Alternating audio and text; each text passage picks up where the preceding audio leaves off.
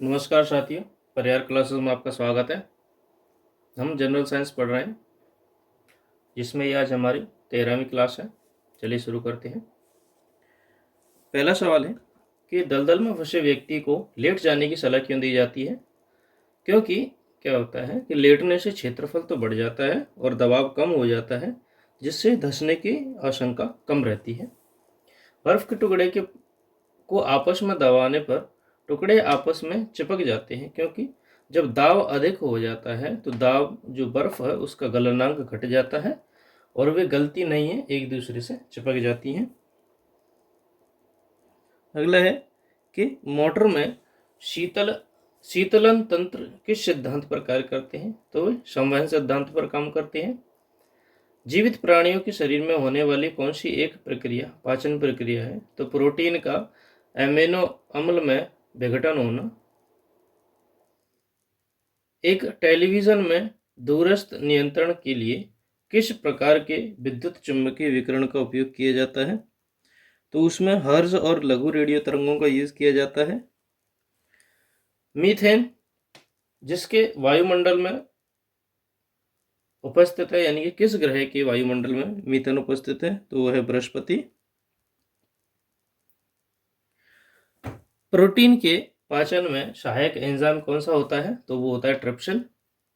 उन देशों में जहां लोगों को का मुख्य खाद्यान्न पॉलिश किया हुआ चावल है, तो लोग वे किससे पीड़ित होते हैं? तो वे बेरी रोग से पीड़ित होते हैं। यानी कि ऐसे देश जहां पर लोग पॉलिश किए हुए चावल खाते हैं, तो वहां कौन सा रोग होता है मुख्यतः?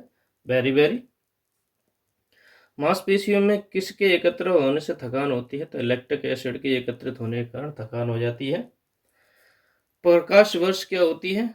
तो एक वर्ष में प्रकाश द्वारा तय की जाने वाली दूरी प्रकाश वर्ष कहलाती है।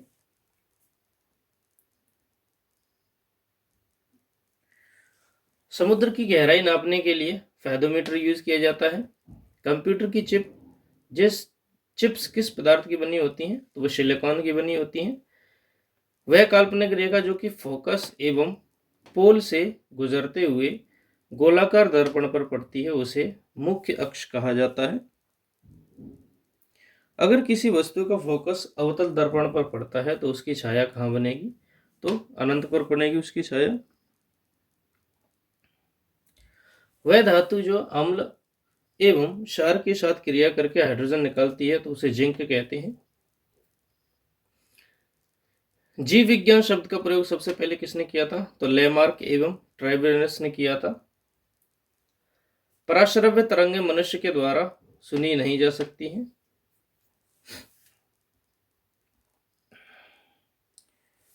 भूस्तर उपग्रह की आवर्तकाल कितना होता है? तो 24 घंटे होता है। यानी आवर्तकाल यानी कि कितने देर में वह एक चक्कर लगा लेता है, तो वह 24 घंटे होता है।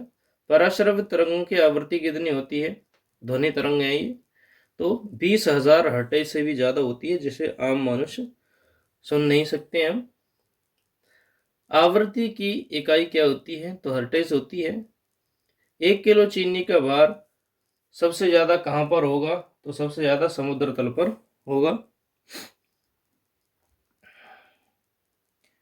चिकित्सा शास्त्र के जनक किसे कहा जाता है? तो हिप्पोक्रेट्स को कहते हैं चिकित्सा शास्त्र का जनक। ल्यूमेन किसका मात्रक है? तो ज्योति फ्लक्स का मात्रक है ल्यूमेन।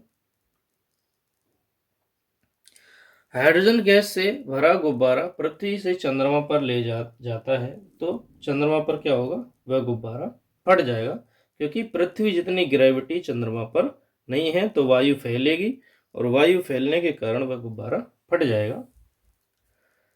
एक लिफ्ट एक समान वेग से ऊपर जा रही हो, तो उसमें व्यक्ति का भार ना तो बढ़ेगा ना घटेगा। यदि वह गति बढ़ती या घटती है, तो वजन घटता या बढ़ता रहता है। लालटेन की बत्ती में मिट्टी का तेल बराबर ऊपर चढ़ता रहता है, क्योंकि पृष्ठीय तनाव के कारण। जब लालटेन पर जो मिट्टी का तेल है वो जलता है, तो वह ऊपर की ओर खिंचता है, जिससे पृष्ठीय तनाव उत्पन्न होता है और वह लगातार उसी प्रक्रिया में ऊपर चढ़ता रहता है।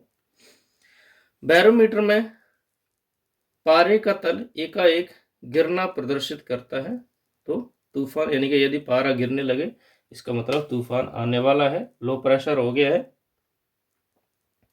एक कमरे में पंखा चल रहा है तो कमरे की वायु का ताप बढ़ जाता है, टेम्परेचर बढ़ जाता है। गर्म जल 90 डिग्री सेंटीग्रेड से 80 डिग्री सेंटीग्रेड तक ठंडा होने में 10 मिनट लेता है, तो 80 से 70 होने में कितना समय लेगा? तो वह 10 से ज़्यादा लेगा। पत्थरों से भरी हुई कोई नाव नदी में तैर रही है। यदि सारे पत्थर नदी में गिरा दिए जाए तो पानी का जल वही रहेगा, उतना ही रहेगा। क्यों? क्योंकि ऑलरेडी वे जो पत्थरों का वजन है उसके बराबर का जल उसमें बराबर हो चुका है, तो पानी में कोई भी परिवर्तन नहीं होगा, चाहे वे पत्थर नदी के अंदर हो चाहे नाव के अंदर हो। ध्वनि तरंगें कहाँ पर नहीं चलती हैं? तो निर्वात में भी नहीं चलती, उन्हें कोई ना कोई माध्यम चाहिए चलने के लिए। ट्रांसफार्मर का प्रयोग कहाँ पर किया जाता है? तो प्रत्यावर्ती वोल्टेज को उच्च से निम्न करने के लिए बांध के नीचे दीवारें मोटी बनाई जाती हैं। तो यहाँ पर ये खत्म हो गया सवाल। यहाँ बांध के नीचे की दीवारें मोटी बनाई जाती हैं क्योंकि गहराई बढ़ने के साथ ही जो द्रव का दाब है वह भी बढ़ता है, इसीलिए नीचे की दीवारें मोटी बनाई जाती हैं और ऊपर की दीवारें पतली बनाई जाती हैं।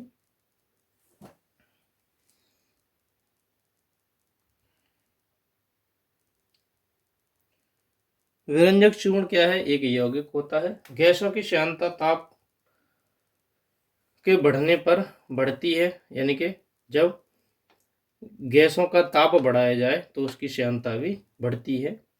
ठंडे देशों में झीलों का जम जाने के पश्चात भी जलीय जंतु जिंदा रहते हैं क्योंकि बर्फ के नीचे का जल लगभग 4 डिग्री सेंटीग्रेड पर ही रहता है। ऊपर की सतह ठंडी होती है, नीचे की सतह नहीं होती है। यदि पृथ्वी पर वायुमंडल ना होता तो दिन की अवधि ज्यादा होती, अधिक होती।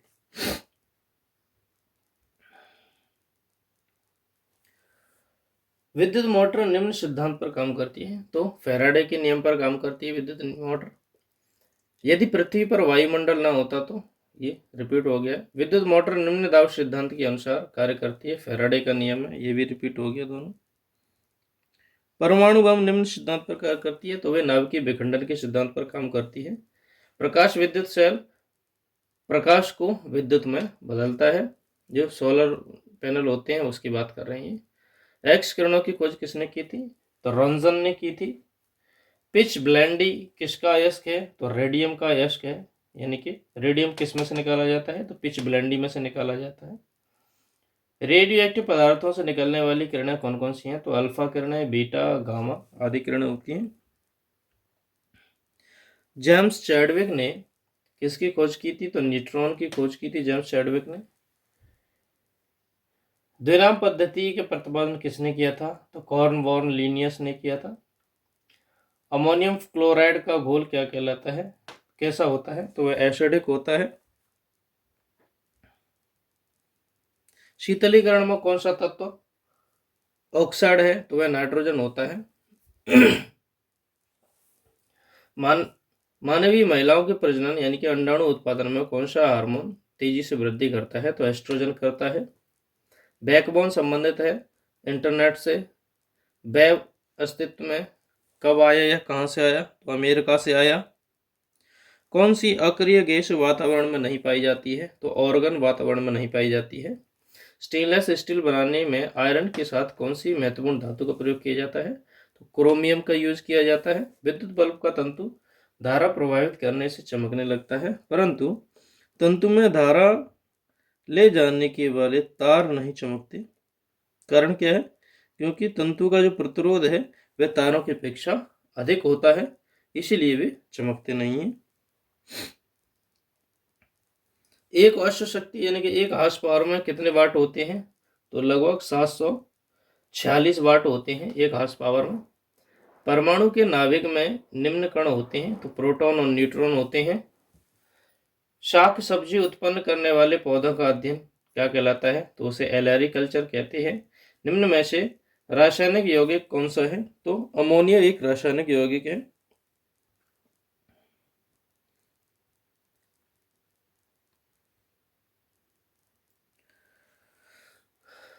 बल किसका गुणनफल होता है? तो द्रव्यमान और त्वरण का गुणनफल होता है बल। आनुवंशिकता एवं विभिन्नता के बारे में जानकारी देने वाली वनस्पति विज्ञान की शाखा क्या कहलाती है? तो उसे आनुवंशिकी कहते हैं। शून्य में स्वतंत्र रूप से गिरने वाली वस्तु की अवस्था समान त्वरण ही रहेगा।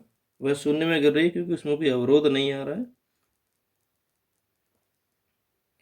पदार्थ के संवेग के अनुपात में कौन सी भौतिक राशि प्राप्त की जाती है? तो द्रव्यमान की जाती है। खाद्य ऊर्जा को हम किस इकाई में मापते हैं? तो कैलोरी में मापते हैं। विद्युत धारा की इकाई क्या है? अमीटर। कौन न तो तत्व है न ही यौगिक है? तो वायु।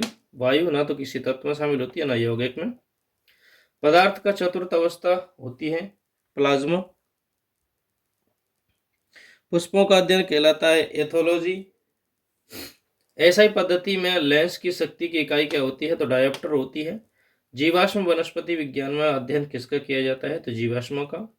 डेसिबल किसे नापते हैं? तो वातावरण में ध्वनि को नापते हैं डेसिबल से। विद्युत चुंबकीय तरंग क्या है? ये एक रेडियो तरंग होती हैं। तो आज की वीडियो में सिर्फ इतना ही। वीडियो को अंत तक देखने के लिए धन्यवाद। Thank you.